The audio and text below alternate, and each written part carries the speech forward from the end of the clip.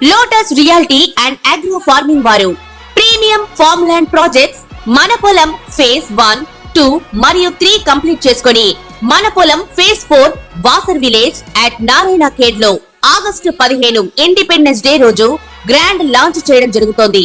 Launching మరియు independence day సందర్భంగా 5 guntas land out rate లో బుక్ చేసుకున్న వారికి 1,50,000 రూపాయల డిస్కౌంట్ తో పాటు 2 గ్రాముల గోల్డ్ ఫ్రీగా ఇస్తున్నారు. పూర్తి వివరాలకు సంప్రదించండి. భక్తి దేవరాయ ఛానల్ ప్రేక్షకులకి నమస్కారం.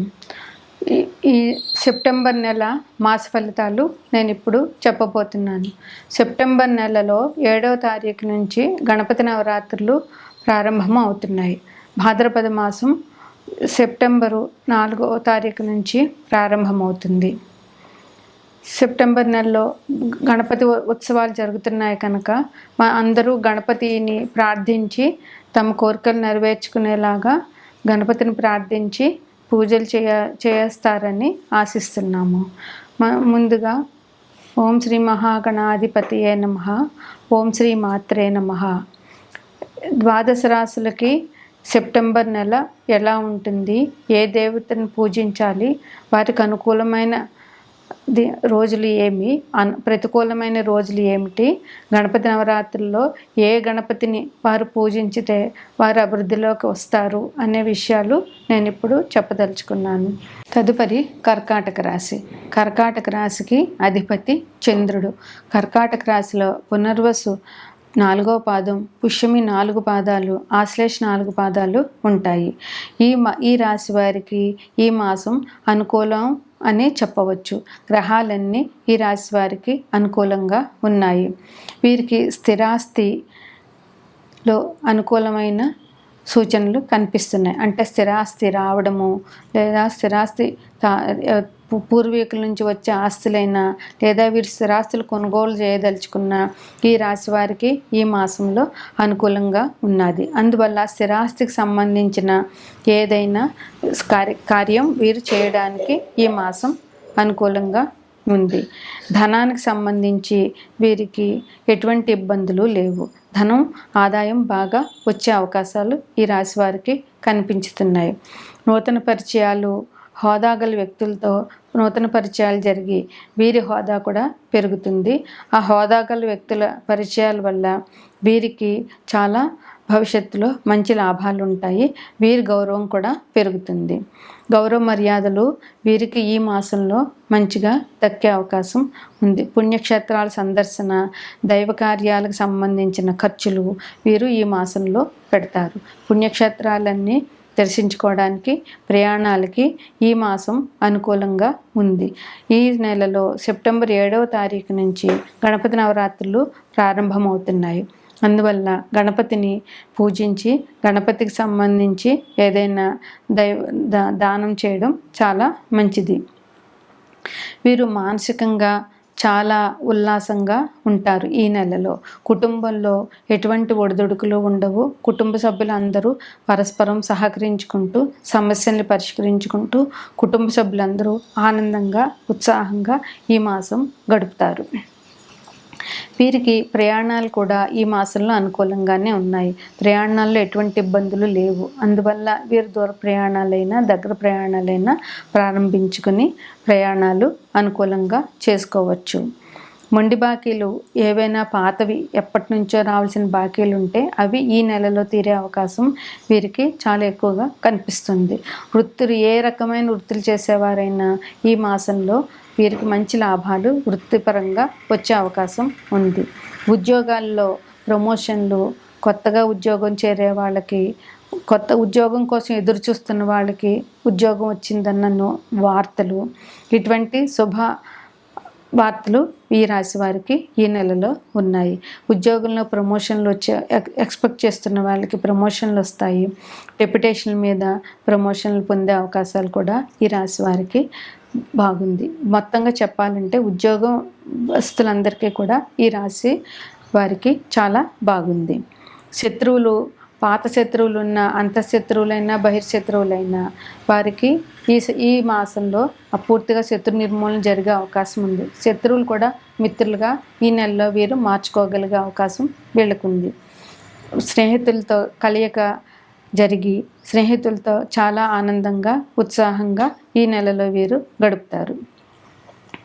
కుటుంబంలో వీరి మాట పైచేయిగా ఉంటుంది. వీరు ఏది చెప్తే అదే శాసనంలాగా కుటుంబంలో నడుస్తుంది. కుటుంబంలో వీరి మాటకి తిరుగు లేకుండా వీరు ఏం చెప్పినా కుటుంబం మిగతా అందరూ అనుసరించి చక్కగా వీరి మాటలు వినేలా జరుగుతుంది. స్పెక్యులేషన్లో చాలా లాభాలు వచ్చే అవకాశం ఉంది. అందువల్ల వీరు ధైర్యంగా స్పెక్యులేషన్ విషయంలో ముందుకు వెళ్ళి మంచి డబ్బుని సంపాదించడానికి ఈ నెలలో చాలా అవకాశాలు వీళ్ళకి ఉన్నాయి. అపకీర్తి కుజుడు వలన కొద్దిగా అపకీర్తి వచ్చే అవకాశం ఉంది కనుక కొంచెం కోపాన్ని తగ్గించుకొని కొద్దిగా జాగరూకతతో ఉంటే కుజుడు వల్ల వచ్చే నష్టాలు వీరికి జరగకుండా ఉంటాయి. వాహనాలు వల్ల రిపేరు, కుజుడు వాహనాలకు కారకుడు కదా, అందువల్ల వాహనాలు ఉంటే అవి రిపేర్కి వెళ్ళే అవకాశాలు ఉన్నాయి. అందువల్ల వాహనాల్లో ప్రయాణం చేసేటప్పుడు కొంచెం జాగ్రత్తగా ఉండడము, వాహనాలు ప్రయాణానికి ముందే వాహనాలు తనిఖీ చేసుకుని రిపేర్లు ఉంటే చేయించుకుని ప్రయాణాలు చేయడం మంచిది. సోదరులతోటి కొద్దిగా విభేదాలు వచ్చే అవకాశం ఉంది. అందువల్ల సోదరులతో మాట్లాడేటప్పుడు కొద్దిగా జాగ్రత్తగా మాట్లాడి వాళ్ళతో విభేదాలు తెచ్చుకోకుండా ఉండడం ఈ రాశి వారికి ఈ నెల చాలా అవసరం. వీరికి అష్టమ శని దోషం ఉన్నది. అందువల్ల దశరథ శని స్తోత్రం చదివి వీరు హనుమాన్ టెంపుల్కి, శివ టెంపుల్కి, వెంకటేశ్వర స్వామి టెంపుల్కి వెళ్ళడము, శివునికి అభిషేకాలు చేయడము, హనుమాన్ చాలీసా పారాయణ, ఇవి వీళ్ళకి చాలా మంచిని చేకూరుస్తాయి. నువ్వులు వీలైనంత వరకు నువ్వులకు సంబంధించిన ఆహార పదార్థాలు దానం చేయడం, ఆవుకు తినిపించడం వీరికి మంచి ప్రయత్నాన్ని ఇస్తాయి. 5, 12, 14, 21, 23, 27 ఈ తేదీలు వీరికి అనుకూలం. ఈ నెలలో 2, 7, 10, 16, 19, 25, 30 ఈ తేదీలు వీరికి ప్రతికూలం. అందువల్ల ప్రతికూల తేదీల్లో పని మొదలు పెట్టకుండా అనుకూలమైన తేదీల్లో పని మొదలుపెట్టి శుభంగా లాభాలు పొందుతారని ఆశించవచ్చు. కర్కాటక రాశి వారు వక్రతుండ గణపతిని, తెలుపు రంగు వక్రతుండ గణపతిని పూజించి పాలతో చేసిన అన్నం పాయసం నైవేద్యం పెట్టడం వల్ల గణపతి నుంచి వీరు మంచి ఆశీర్వచనాలు, గణపతి అనుగ్రహానికి పొందుతారు అని చెప్పవచ్చు. భక్తి దేవరాయ ఛానల్ ప్రేక్షకులకి గణపతి నవరాత్రి శుభాకాంక్షలు. మనకి శ్రావణ మాసం వెళ్ళిపోయేది. భాద్రపద మాసం సెప్టెంబర్ 4వ తారీఖు నుంచి మొదలవుతుంది. సెప్టెంబర్ 7వ తారీఖు నుంచి గణపతి నవరాత్రులు ప్రారంభం అవుతాయి. తెలుగు మాసాలలో 7వ మాసం భాద్రపద మాసం. ఈ భాద్రపద మాసం అనగానే మనకి గుర్తొచ్చేది రెండు విషయాలు. ఒకటి గణపతి నవరాత్రులు, 2 మహాలయ పక్షాలు. గణపతి నవరాత్రులు అన్ని కులమత వర్ణభేదం లేకుండా అందరూ గణపతి నవరాత్రులు చేస్తారు. అది ఎవరింట్లో వారు. కొన్ని పండుగలు ఇప్పుడు సంక్రాంతి, దీపావళి ఇట్లాంటివి ఎవరింట్లో వాళ్ళు చేసుకుంటారు. అయితే గణపతి నవరాత్రులు ఒకటి, దేవి నవరాత్రులు ఒకటి ఎవరింట్లో వాళ్ళు చేసుకుంటూ మళ్ళీ వారి కాలనీలో వారి దగ్గర కొంతమంది కుటుంబ సభ్యులు కలిసి విగ్రహాన్ని నిలుపుకొని పూజలు చేస్తారు. ఇది చాలా సంతోషకరమైన విషయం. ఇట్లాగా పందిట్లో గణపతిని నిలిపి పూజ చేయడం వల్ల ఆ కాలనీ వాసులందరికీ కూడా సుఖ సౌఖ్యాలు లభిస్తాయని అందరి విశ్వాసం. అంతేకాకుండా మన కోసం మనం చేయడం కంటే ఇలాగ 10 మంది కలిసి చేసుకోవడం వల్ల మన సుఖంతో పాటు 10 మంది అభివృద్ధిని, మన కాలనీ అభివృద్ధిని, కాలనీలో ఉన్న జనాలందరికీ సుఖ సంతోషాలు కలగాలని పూజించడం వల్ల అది అందరికీ చాలా మంచి జరుగుతుంది. ఎప్పుడూ కూడా పూజ చేసేటప్పుడు మనం చెప్పవలసింది ఏంటంటే మన సుఖం మనదే కాకుండా లోక సమస్త సుఖినో భవంతు అని చెప్పాలి. ఎందుకంటే లోకంలో జనులందరూ సుఖంగా ఉండాలి. మన ఇరుగు పొరుగు సుఖంగా ఉంటేనే మనం సుఖంగా ఉండగలుగుతాం. ఇరుగు పొరుగు కష్టపడుతూ ఉంటే వారి సహాయ సహకారాలు లేకపోతే ఏ వ్యక్తి కూడా ఏమీ చేయలేడు. అందువల్ల ఇట్లా పండుగలు ఇలాగ 10 మందితో చేసుకోవడం అన్నది చాలా మంచిది. అదే ఇక్కడ వర్ణ భేదాలు ఏమీ లేవు. అన్ని వర్ణాల వారు కలిసి పండుగ చేసుకుంటారు. అలాగే అన్ని వర్ణాల వారు తమకు తోచిన ప్రసాదాలు తీసుకొచ్చి గణపతికి నివేదన చేసి పూజ అయినాక పరస్పరం ఒకరికొకరు అందరూ ఆ ప్రసాదాన్ని తీసుకుంటారు. అందువల్ల అందరికీ సహకారం ఉంటుంది, ఒకరి మీద ఒకరికి అభిమానం పెరుగుతుంది. ఇలా చేసుకోవడం వల్ల ఆ కాలనీ అభివృద్ధి కూడా చెందుతుంది. అలాగే గణపతి పూజలో ముఖ్యమైనది ఏంటంటే గణపతి శుద్ధ చవితి రోజుని గణపతి పూజ చేస్తారు. ముందుగా గణపతి విగ్రహాన్ని తీసుకొచ్చి గణపతికి పందిరి వేసి వీలైనంతలో పందిరి వేసి పూజ చేస్తారు. గణపతి మామూలుగా ముందు పసుపు గణపతిని పూజించాలి, తరువాత విగ్రహానికి పూజ చేయాలి. గణపతి పూజలో ముఖ్యమైనది పత్రి పూజ. పత్రి పూజ అంటే అసలు వర్షాకాలంలో ఎండాకాలం వెళ్ళిపోయి వర్షాకాలం వస్తే ప్రజలందరికీ కూడా ఆరోగ్యపరమైన ఇబ్బందులు చాలా ఎదుర్కోవాల్సి వస్తుంది.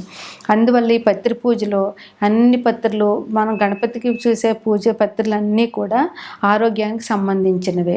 అందువల్ల ఈ పత్రి పూజ చేయడం వల్ల ప్రజలందరికీ ఆరోగ్యం రావాలి అనేదే గణపతి ఉద్దేశం. అందువల్లే ఈ పత్రి పూజని గణపతికి చేస్తారు. అట్లాగే పత్రి పూజ అయినాక గరిక పూజ. గణపతికి గరిక పూజ చాలా విశేషం. రోజు ఇంట్లో గణపతికి గరికతో పూజించినా కూడా చాలా విశేషమైన ఫలితాలు పొందుతారు. అందువల్ల గరిక పూజ గణపతికి చాలా ముఖ్యమైనది. అట్లాగే పందిట్లో గణపతిని ప్రతిష్ఠించినప్పుడు అది 5 రోజులు కొంతమంది మన శక్తి కొలది, 5 రోజులు కొంతమంది, 7 రోజులు, 9 రోజులు, 11వ రోజు అన్ని రోజులు ఉంచుతారు గణపతికి. ఈ అన్ని రోజులు కూడా ఉదయం సాయంత్రం గణపతికి పూజ చేసి తగిన వాళ్ళకి శక్తి అనుసారం గణపతికి నివేదన చేస్తారు. 11వ రోజున గణపతి నిమజ్జనానికి గణపతి నిమజ్జనానికి వెళ్ళేటప్పుడు శక్తి కొలది అన్నదానం చేస్తారు. దానివల్ల పేద బిక్కి ఏమి ఇంట్లో పూజ చేసుకోలేని వాళ్ళు, అనాథలు, ఇట్లాంటి వాళ్ళందరూ కూడా ఈ పందిట్లోకి వచ్చి గణపతిని చూసుకుని గణపతి ప్రసాదం అన్నదానం తిని వాళ్ళు సుఖంగా ఉంటారు. 10 మందికి అన్నదానం చేసినందువల్ల ఆ కాలనీ వాసులందరికీ కూడా అభివృద్ధి ఉంటుంది.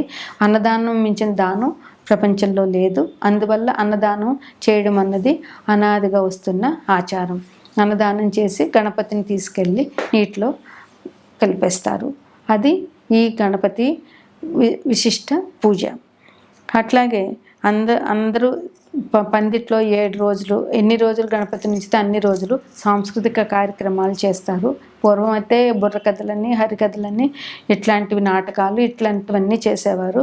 ఇప్పుడు బుర్రకథలు, హరికథలు ఎవరు వినటం లేదు. చెప్పేవాళ్ళు ఉన్నా వినేవాళ్ళు ఎవరు లేరు. ఈ రోజుల్లో సాంస్కృతిక కార్యక్రమాలు, కాలనీలో పిల్లలకి పాటల పోటీలు పెట్టడము, లేదా ఇట్లా విష్ణు సహస్రనామాలు చదివించడము, భగవద్గీత చదివించడం, ఇట్లాంటివి చేయడం, లలితా పారాయణం ఇట్లాంటివన్నీ చేసి సాధ్యమైనంత వరకు పాటలు పాడించి ఇట్లా గణపతి సాంస్కృతిక కార్యక్రమాలు జరుపుతారు.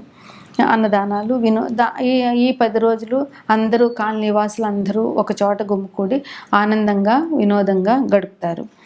గణపతికి ఈ 12 రాశుల వారు మనకు జ్యోతిష్యంలో 12 రాశులు ఉన్నాయి. అవి వరుసగా మేషం, వృషభం, మిథునం, కర్కాటకం, సింహం, కన్య, తుల, వృశ్చికం, ధనస్సు, మకరం, కుంభం, మీనం. ఈ 12 రాశుల వారు ఏ రాశి వారు ఏ గణపతిని పూజించాలి, ఏ రాశి వారు ఏ రకమైన నివేదన చేయాలి అనేది చూస్తే మేషరాశి వారు ఎరుపు రంగు వక్రతుండ గణపతిని పూజించాలి. వీరు శనగపిండి, బెల్లంతో చేసిన శనగపిండి లడ్డూని నైవేద్యం చేయాలి. 2వ రాశి వృషభ రాశి. వీరు సిద్ధి వినాయకుడిని, నీలిరంగు సిద్ధి వినాయకుడిని పూజించాలి. వీరు కొబ్బరి లడ్డూని, చక్కెరతో చేసిన కొబ్బరి లడ్డూని నివేదన చేయాలి. మిథున రాశి వారు లక్ష్మీ గణపతిని పూజ చేయాలి. వీరు పెసర లడ్డూని గణపతికి నివేదన చేయాలి. కర్కాటక రాశి వారు వక్రతుండ గణపతిని, తెల్ల రంగు వక్రతుండ గణపతిని పూజించాలి.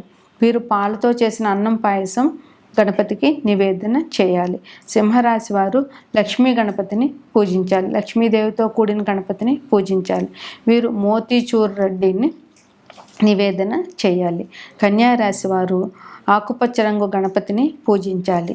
వీరు పెసరతో చేసిన లడ్డూని, ఎండు ద్రాక్ష ఫలాన్ని గణపతికి నివేదన చేయాలి. తులారాశి వారు వక్రతుండ గణపతిని తెలుపు వక్రతుండ గణపతిని పూజించాలి. వీరు కొబ్బరికాయ, అరటిపండు, కొబ్బరి లడ్డు నివేదన చేయాలి. వృశ్చిక రాశి వారు శ్వేతార్క గణపతిని పూజించాలి. వీరు బెల్లం లడ్డు, ఎండు ఖర్జూరాలు గణపతికి నివేదన చేయాలి. ధనుసు రాశి వారు పసుపు రంగు గణపతిని పూజించాలి. అరటి పండ్లు, శనగపిండి లడ్డు గణపతికి నివేదన చేయాలి. మకర రాశి వారు శక్తి గణపతిని పూజించాలి. నీలిరంగు శక్తి గణపతిని పూజించాలి. వీరు నువ్వులతో చేసిన లడ్డూని దేవుడికి నివేదన చేయాలి. కుంభరాశి వారు నీలిరంగు శక్తుల గణపతిని పూజించాలి. వీరు సున్నుండలు కానీ లేదా బెల్లం లడ్డూని కానీ గణపతికి నివేదన చేయాలి. మేనరాశి వారు పసుపు రంగు గణపతిని పూజించాలి. వీరు బేసిన్ లడ్డు, అరటిపండు గణపతికి నివేదన చేయాలి. 11 రోజులు అయిపోయినాక గణపతిని నిమజ్జనం చేసేటప్పుడు అన్నదానం చేసి పుట్టి కొట్టి అందరూ సరదాగా హల్దీ ఆడుకుని అప్పుడు గణపతిని నిమజ్జనానికి పంపిస్తారు. గణపతి నిమజ్జనం జరుగుతున్నంతసేపు కూడా గణపతి అందరి కాలనీలో ఊరేగిస్తారు. ఊరేగించినప్పుడు గణపతికి ధూపదీప నైవేద్యాలు సమర్పించి కొబ్బరికాయ, అరటిపళ్ళు, శక్తి కొలది సమర్పించి గణపతి ప్రసాదాన్ని తీసుకుని గణపతిని సాగనంపడం మన ఆచారం. ఇది అన్ని పండుగల్లో చాలా శ్రేష్టమైనది. ఏ పూజ చేయాలన్నా మనం ముందు గణపతిని పూజించాలి. మనకి ఏ విఘ్నాలు లేకుండా మన కార్యక్రమం జరగాలంటే, ఉదాహరణకి ఒక నామకరణం, ఒక పెళ్ళి, ఒక గృహప్రవేశం, ఏదైనా చిన్నది ఏదైనా, ఈవెన్ దేవి నవరాత్రుల ముందు కూడా ముందు పసుపు గణపతిని పూజించే గణపతిని పూజిస్తాం. ఆఖరికి గణపతి పూజకు కూడా ముందు పసుపు గణపతిని పూజించే గణపతిని పూజిస్తాం. అందువల్ల దేనికైనా అన్ని విఘ్నాలకి నాయకుడు ఈయన కనుక ముందు గణపతిని పూజించితే మనం ఏ కార్యక్రమం తలపెట్టినా, ఏ పని చేసినా ఎటువంటి విఘ్నాలు లేకుండా ఆయన మనని అనుగ్రహిస్తారు. అందువల్ల గణపతి పూజ సర్వశ్రేష్టం.